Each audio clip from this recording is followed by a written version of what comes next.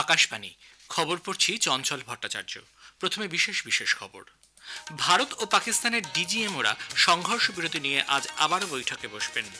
ভারতীয় সেনাবাহিনীর ডিজিএমও জানিয়েছেন, জঙ্গিদের শাস্তি দিতেই অপারেশন সিঁদুর চালানো হয় এবং এতে শতাধিক জঙ্গির মৃত্যু হয়েছে। এনআইএ কুখ্যাত খালিস্তানি জঙ্গি হরবিন্দর সিং সান্ধুকে গ্রেপ্তার করেছে। যথোচিত ধর্মীয় উৎসাহ উদ্দীপনায় আজ বুদ্ধ পূর্ণিমা পালিত হচ্ছে। রুশ রাষ্ট্রপতি ইউক্রেনের সঙ্গে যুদ্ধ সমাপ্তির ইঙ্গিত দিয়েছেন। ইউক্রেন তাকে স্বাগত জানিয়েছে। আসছে বিস্তারিত খবরে। ভারত ও পাকিস্তানের ডিজিএমওরা সংঘর্ষ বিরতি নিয়ে আজ আবারও বৈঠকে বসবেন। ভারতীয় সেনাবাহিনীর ডিজিএমও সামরিক তৎপরতা বিষয়ক মহানির্দেশক লেফটেন্যান্ট জেনারেল রাজীব ঘাই বলেছেন, অপারেশন সিঁদুরে পাকিস্তান ও পাক অধিকৃত কাশ্মীরের 9টি জঙ্গি ঘাঁটি ধ্বংস করে দেওয়া হয়েছে। শতাধিক জঙ্গি এতে মারা পড়েছে। আজ গতকাল সন্ধ্যায় নতুন দিল্লিতে এক সাংবাদিক বৈঠকে ডিজিএমও বলেন, নিহত জঙ্গিদের মধ্যে ইউসুফ আজাহার, আব্দুল মালিক রাউফ এবং মুদাসির আহমেদ রয়েছে, যারা কান্দাহার বিমান অপহরণ ও পুলওয়ামা বিস্ফোরণের সঙ্গে যুক্ত ছিল। Operation Sindoor was conceptualized with a clear military aim to punish the perpetrators and planners of terror and to destroy their terror infrastructure. What I do not state here, of course, is the often stated determination of India and its intolerance to terror.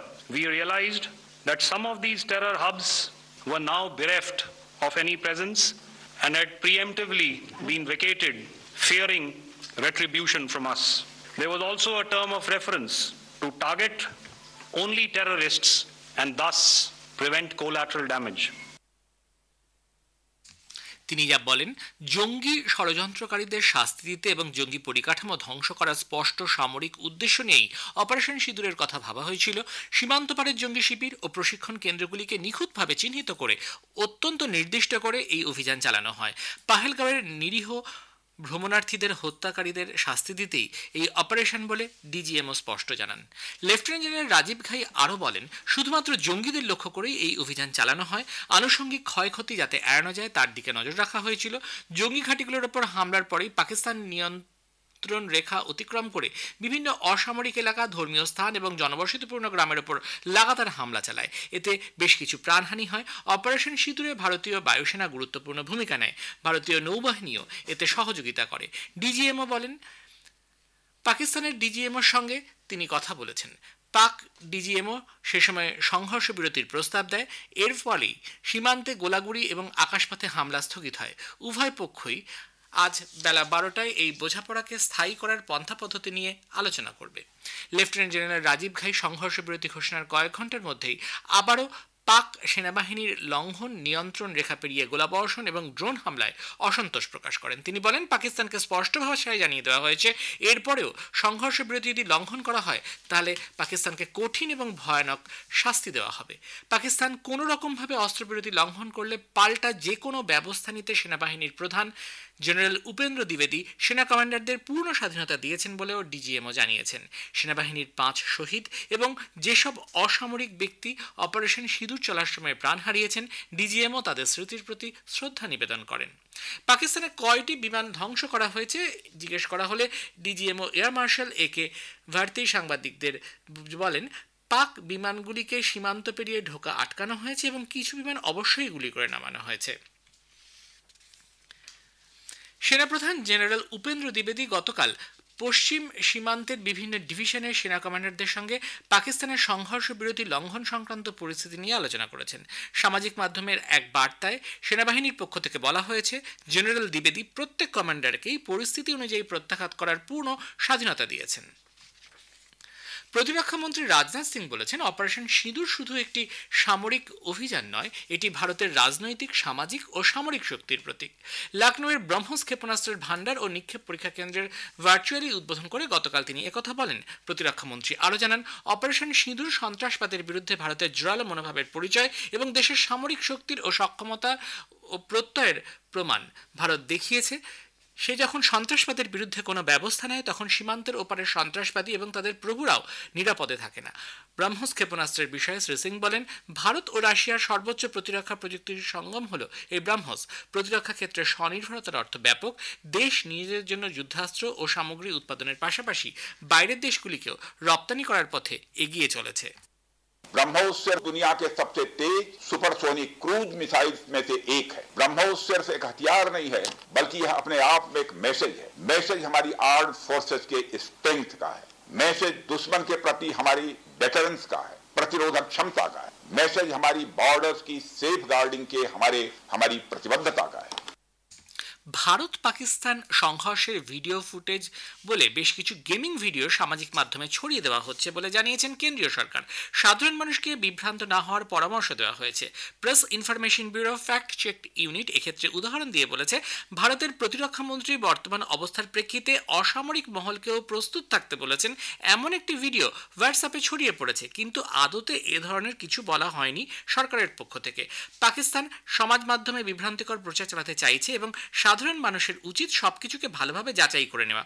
সন্দেহজনকভাবে কোনো কিছু নজরে এলে পিআইবির fact check এর গোচরে আনতে অনুরোধ করা হয়েছে।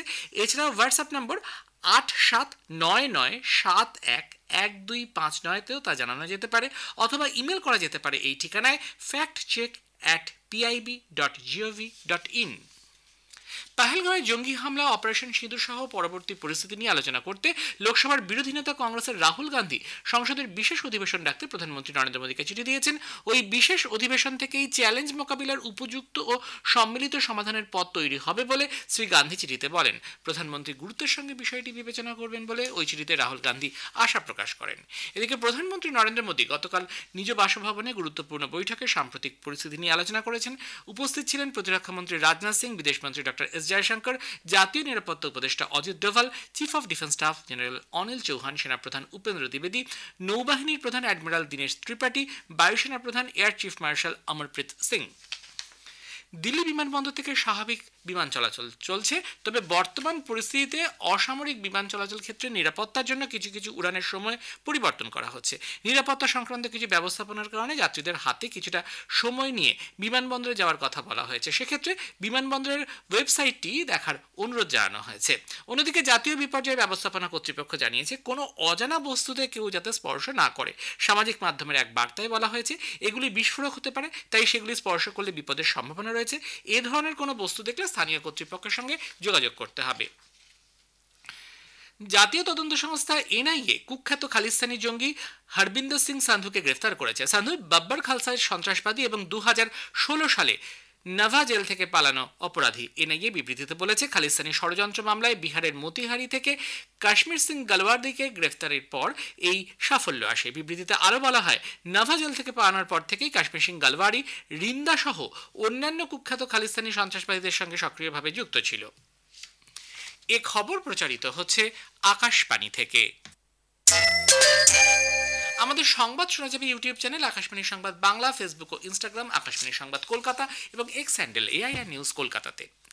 যথোচিত ধর্মীয় উৎসাহ উদ্দীপনায় আজ বুদ্ধ পূর্ণিমা পালিত হচ্ছে। আজ যেমন গৌতম বুদ্ধের জন্মদিন, পাশাপাশি আজকের দিনেই বুদ্ধগয়ায় মহাবোধি বৃক্ষের নিচে তিনি নির্বাণ লাভ করেছিলেন। সারা বিশ্বের বৌদ্ধ এবং হিন্দুরা আজকের দিনটি উদযাপন করছে। Bharat, Nepal, Bhutan, Burma, Thailand, Tibet, Korea, Laos, Vietnam, Mongolia, Singapore, Indonesia এবং শ্রীলঙ্কায় এটি প্রধান উৎসব। বুদ্ধ পূর্ণিমা উপলক্ষে রাষ্ট্রপতি দ্রৌপদী মুর্মু এবং উপরাষ্ট্রপতি জগদীপ ধনকর দেশবাসী এবং গোটা বিশ্বের ভগবান বুদ্ধের ভক্তদের শুভেচ্ছা জানিয়েছেন। নাসা ইসরো র্যাডার স্যাটেলাইট উৎক্ষেপণ আগামী মাসেই হতে পারে বলে জানিয়েছেন ভারতীয় মহাকাশ গবেষণা সংস্থার চেয়ারম্যান ডক্টর ভি.কে. নারায়ণন। আগরতলায় গতকাল এক অনুষ্ঠানের ফাঁকে তিনি সাংবাদিকদের বলেন, প্রধানমন্ত্রী নরেন্দ্র মোদীর ঘোষণা মতো G20 স্যাটেলাইট উৎক্ষেপণের বিষয়টিতে উৎসাহী ইসরো। ইন্টারন্যাশনাল ক্রাইমস ট্রাইব্যুনালের সন্ত্রাস প্রতিরোধ আইনের আওতায় শেখ হাসিনা এবং তার রাজনৈতিক সহযোগীদের বিচার না হওয়া পর্যন্ত আওয়ামী লীগের যাবতীয় কর্মকাণ্ডের উপর নিষেধাজ্ঞা জারি করেছে বাংলাদেশের মোহাম্মদ ইউনূসের নেতৃত্বাধীন অন্তর্বর্তী সরকার। শনিবার রাতে ঢাকার যমুনার স্টেট গেস্ট হাউসের বৈঠকে এই মর্মে সিদ্ধান্ত নেওয়া হয়েছে। রাশিয়া এবং ইউক্রেনের মধ্যে যুদ্ধ সমাপ্তির বিষয়ে রাশিয়া যে ইঙ্গিত দিয়েছে তাকে ইতিবাচক বলে ইউক্রেনের রাষ্ট্রপতি ভলোদিমির জেলেনস্কি স্বাগত জানিয়েছেন। তিনি সম্পূর্ণ দীর্ঘস্থায়ী এবং বিশ্বাসযোগ্য অস্ত্রবিরতি হবে শান্তির প্রথম পদক্ষেপ বলে মন্তব্য করেছেন। এর আগে রুশ রাষ্ট্রপতি ভ্লাদিমির পুতিন ইউক্রেনের সঙ্গে সরাসরি আলোচনা শুরুর পক্ষে মত প্রকাশ করেন। ইংল্যান্ড, ফ্রান্স, জার্মানি এবং পোল্যান্ডের মতো ইউরোপের রাষ্ট্রগুলির নেতৃবৃন্দ কিয়েভে পৌঁছে একযোগে যুদ্ধবিরতির ডাক দেওয়ার পরই তৎপরতা শুরু হয়। শেষে বিশেষ বিশেষ খবর আরও একবার। ভারত ও পাকিস্তানের ডিজিএমওরা সংঘর্ষ বিরতি নিয়ে আজ আবারও বৈঠকে বসবেন। ভারতীয় সেনাবাহিনীর ডিজিএমও জানিয়েছেন, জঙ্গিদের শাস্তি দিতেই অপারেশন সিঁদুর চালানো হয় এবং এতে শতাধিক জঙ্গি মৃত্যু হয়েছে। এনআইএ কুখ্যাত খালিস্তানি জঙ্গি হরবিন্দর সিং সাধুকে গ্রেফতার করেছে। খবর শেষ হলো। এরপর খবর শুনবেন 7:25 মিনিটে।